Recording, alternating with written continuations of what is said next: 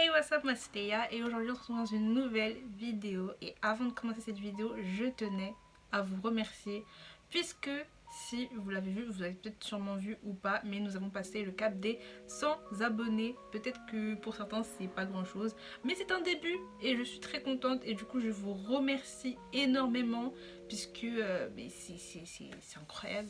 Franchement c'est incroyable et on va pas se mentir, je pense que mon dernier short que j'ai posté a beaucoup joué puisqu'il y a pas mal de personnes qui se sont abonnées après ce short et ça vous a beaucoup plu d'ailleurs, très choqué. Mais en tout cas je tenais à vous remercier énormément, ça me fait extrêmement plaisir. Donc voilà, franchement très contente. Un premier cap de passé, franchement très contente. Donc après ce petit message, je pense qu'on peut commencer la vidéo. Aujourd'hui, comme vous avez pu le voir dans le titre, on va parler d'un nouveau manga qui est sorti à l'heure où je parle. Ça fait peut-être une semaine que c'est sorti. Je crois que c'est sorti genre le 4 octobre chez Mangetsu. Il s'agit de Pumpkin Night. Rien qu'à la couverture, je pense que vous l'aurez compris. Et puis, regardez-moi cette couverture incroyable avec des effets, mais incroyable. Genre vraiment, enfin... Quand je regarde la couverture, franchement ça fait flipper, on va pas se mentir. Mais je la trouve vraiment très belle pour les détails qu'il y a dessus. Voilà, on voit les yeux, la bouche et le titre aussi que on a un effet dessus et franchement très stylé, franchement très stylé. Donc je pense que vous l'aurez compris avec la couverture, il s'agit d'un manga d'horreur. Franchement on est dans le thème pour Halloween très clairement avec ce manga.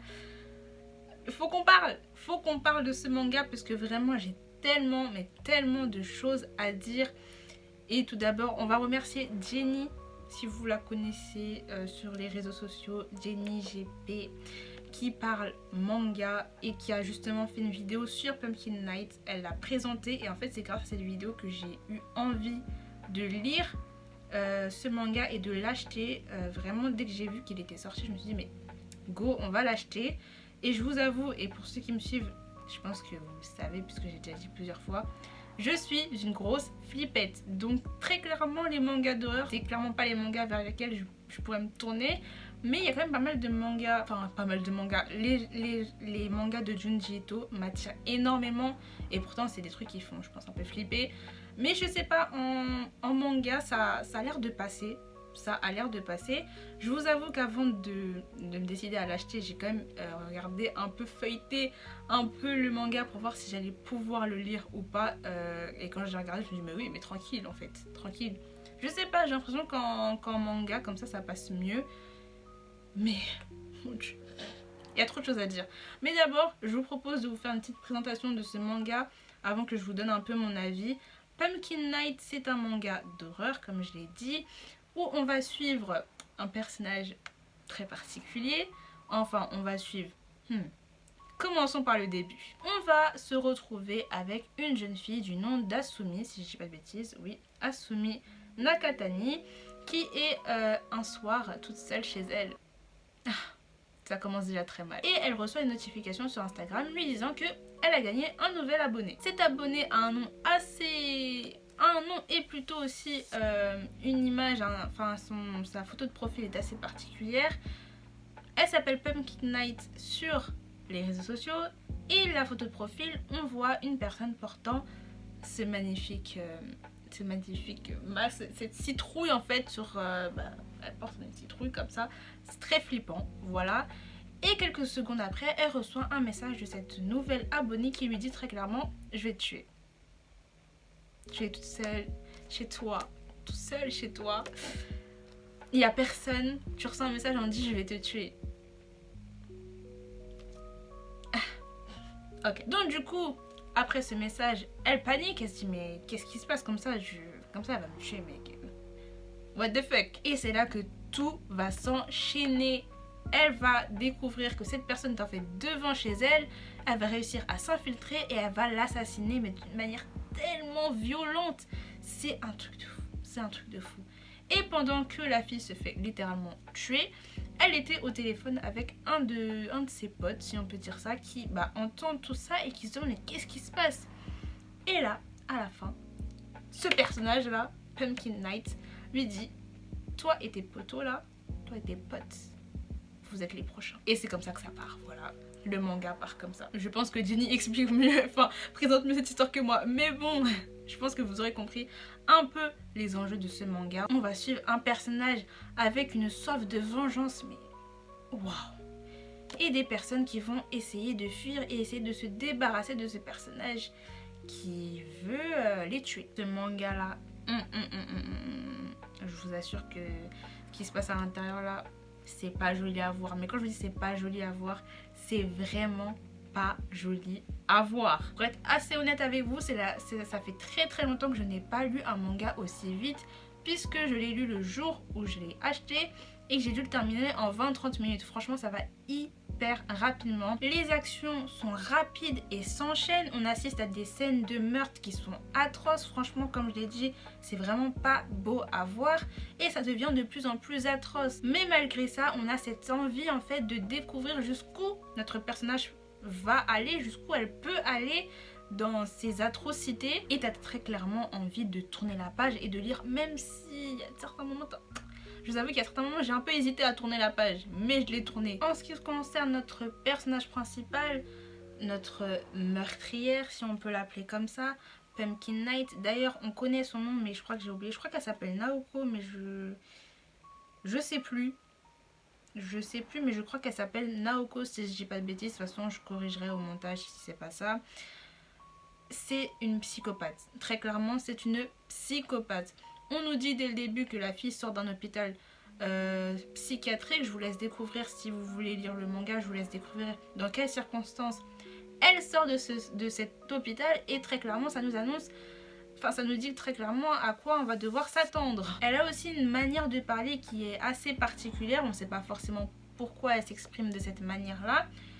Au niveau de l'histoire du personnage, en vrai, il y a encore des choses qui sont encore inconnues, mais en fait, on connaît la base. On nous donne en fait les infos de base qu'on doit savoir sur le personnage, mais on a encore des choses à découvrir et je pense qu'on le découvrira au fur et à mesure des tomes. Autre chose sur ce personnage, c'est que c'est un personnage qui est très calculateur, c'est-à-dire que elle sait ce qu'elle veut faire et même s'il y a des imprévus et que les choses peuvent dévier...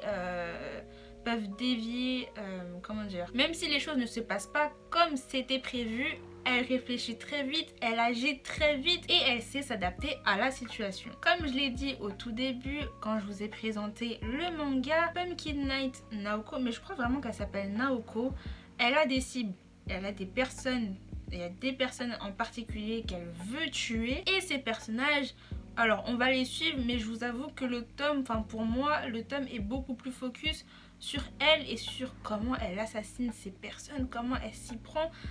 C'est vraiment concentré sur ces scènes de meurtre et sur l'atrocité de ces scènes. Donc je pense très clairement qu'il y aura beaucoup plus d'interactions dans les prochains tomes entre elle et ses cibles. Autre point que j'ai beaucoup aimé dans ce manga, c'est qu'à la fin du tome, on nous propose un spin-off qui s'inspire énormément de l'histoire de base, un spin-off qui va en fait s'étaler sur les prochains tomes. Donc du coup, en plus de l'histoire de Pumpkin Night que du coup on découvre dans ce premier tome et qu'on va suivre au fur et à mesure des prochains tomes, on va aussi avoir la possibilité, la chance si on peut dire ça entre guillemets, de pouvoir suivre aussi un spin-off à côté qui est dans le tome vraiment à la fin.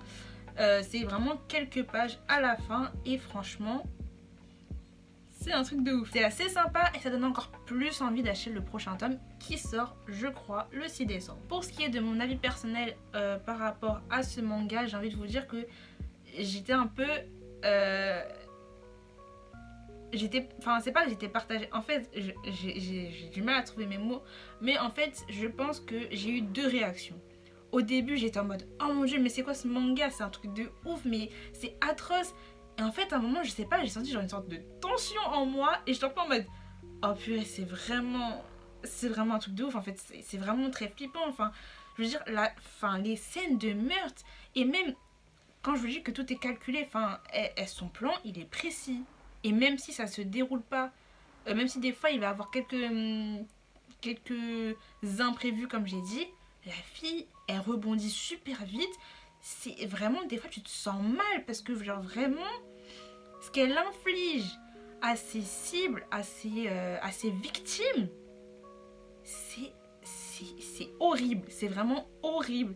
Et je vous avoue que quand j'ai fini le tome, je l'ai posé et je suis restée 10 minutes comme ça. Et vraiment, j'étais en train de me dire, mais qu'est-ce que je viens de lire là? Mais qu'est-ce que je viens de lire? Et il m'a fallu du temps pour me remettre.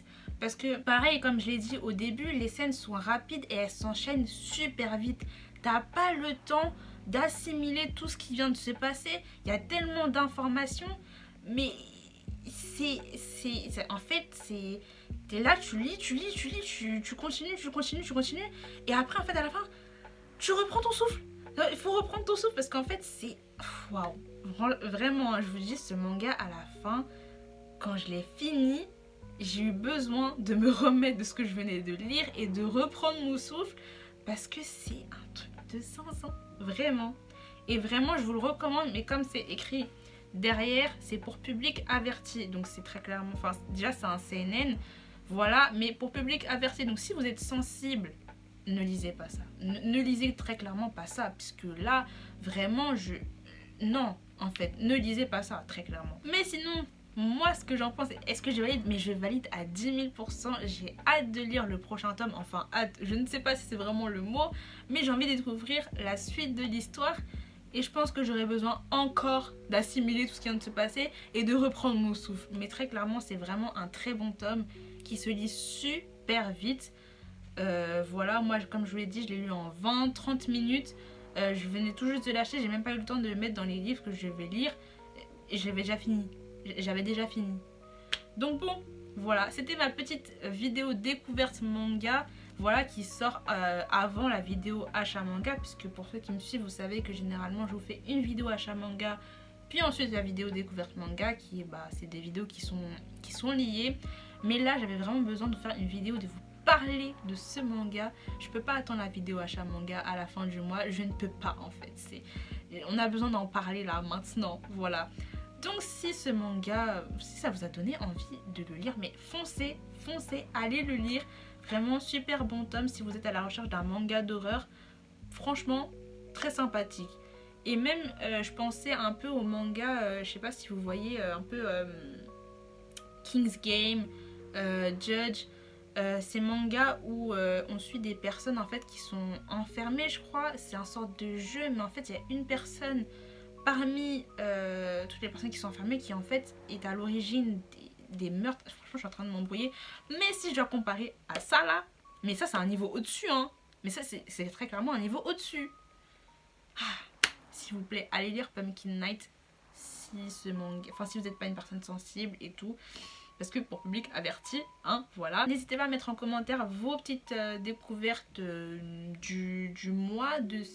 Qu'est-ce que vous avez découvert comme manga là, ces derniers jours, ces dernières semaines. N'hésitez pas à me dire ça en commentaire. N'hésitez pas à vous abonner, à liker, à commenter, à partager. Bref, n'hésitez pas. Et sur ce, moi je vous dis à la prochaine.